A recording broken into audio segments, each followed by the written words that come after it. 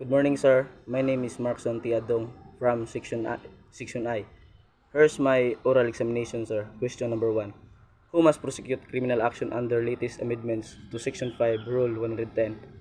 Section 5. Who must prosecute criminal actions? All criminal actions commenced by a complaint or information shall be prosecuted under the direction and control of the prosecutor. Number 2. When is a complaint or information deemed sufficient? Under Rule 110, Section 6, a complete information is sufficient. It is the name of the accused to the designation of the offense given by the statute.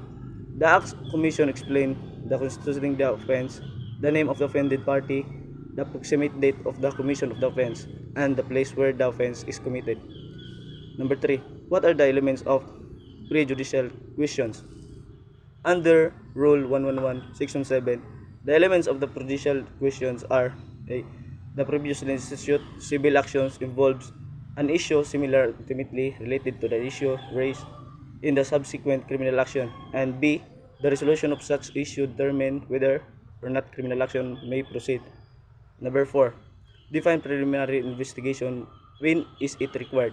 Under Rule 112, Section I, preliminary investigation is an inquiry or proceeding to determine whether there is sufficient ground to probably guilty thereof the beheld for trial. Number 5. What is inquest investigation? Section 7, Rule 112.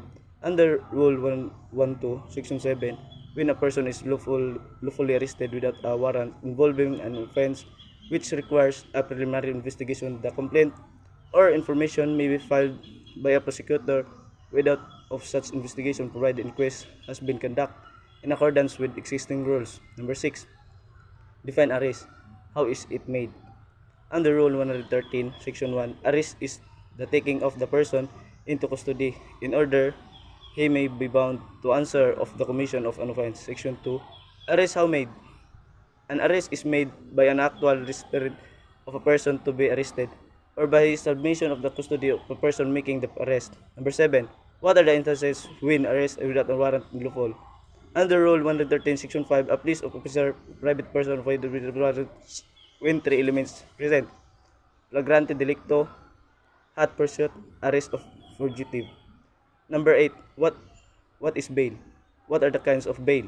Under 114, Section 1, bail is the security given of the release of a person in custody of the law, furnished by him or abandoned to guarantee his appearance before any court under the conditions hereinafter special. Section 2, all kinds of bail are subject of the following condition. A. The undertaking shall be effective upon approval unless cancelled, shall remain in force all stages of the court until prolongation of the judgment of the religion trial court, irrespective of whether in the case was originally filed appeal to it.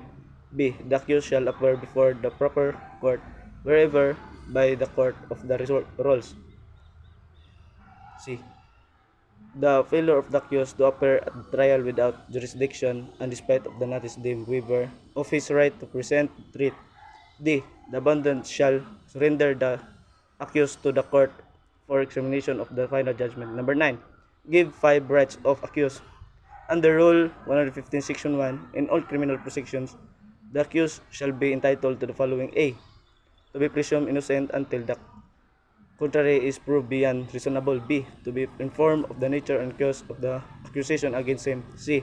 To be exempt from being compelled in the witness against himself. H. To have special impartial and public trial. I. To appeal in all cases allowed in the manner prescribed by law. Number 10. How is arraignment made? Under Rule 116, Section 1, the arraignment shall be made open court by the judge or clerk furnishing the accused with a copy of the complaint or information, reading the same of the language or dialect known to him, and asking him whether pleads guilty or not guilty. Number 11. What is plea bargaining was authorized by? Under Rule 116, Section 2, plea bargaining of guilty to lesser offense. At arraignment, the accused, with the consent of the offended party, may be allowed by the trial court to plead guilty to lesser offense, which increasingly still be allowed to plead guilty to said lesser offense after withdrawing his plea not guilty. No amendment of the complaint information is necessary. Number 12. What are the instances when arraignment may be suspended? Under Rule 116, Section 11, suspension of arraignment. Upon motion by the proper party, the arraignment shall be suspended in the following cases. A. The accused appears to the suffering from an unsound mental condition which effectively renders his. In such case, the court shall order his mental examination and necessary his confinement of such purpose. B. The exist of prejudicial question. And C.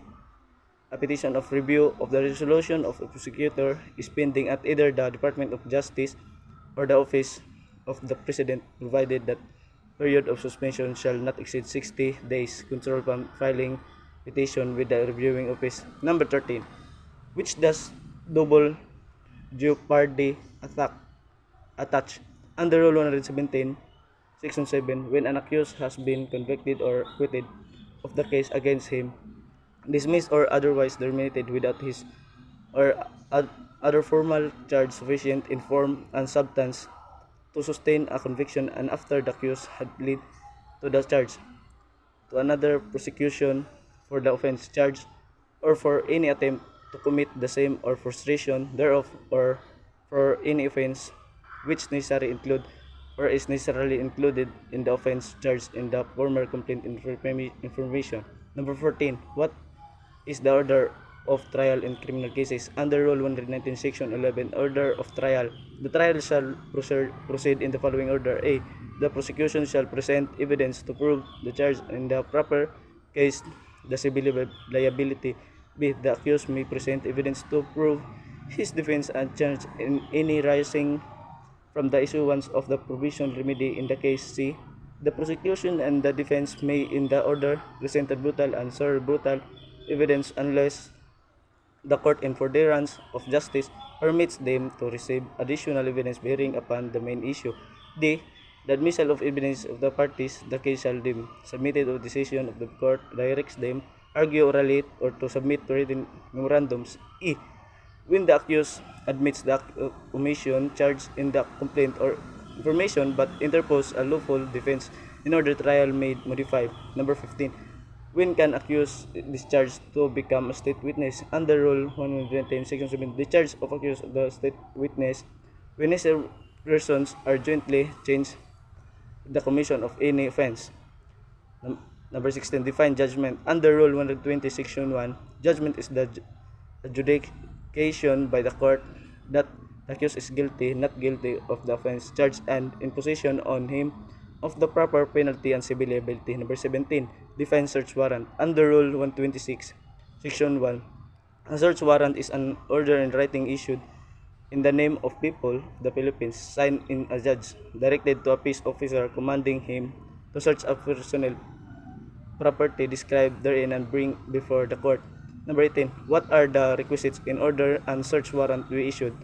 Under Rule 126, Section 4, a search warrant shall not issue except upon probable cause and connection with the specific offense to determine personally by the judge after examination under the permission of the complainant and the witness he may produce, and particularly describing the place to be searched and the things to be seized may be anywhere in the Philippines. Number 19. What are the personal property subjected of search and seizure? Under Rule 126, Section 3, a search warrant may be issued for the search and seizure of property. A. Subject of the offense. B. Stolen or established is believed and other proceeds of fruits of the offense. Or C. Use intended to be used means of committing of an offense. Last question, number 20. What are the qualifications of a witness? Under Rule 130, Section 21, all persons who can perceive and proceeding can make known their perception to others may be witness. 28. Religious or political belief, interest in the outcomes of the case, or conviction of a crime, unless otherwise provided by law, shall not be ground for disqualification. That's all, sir. Thank you, and God bless.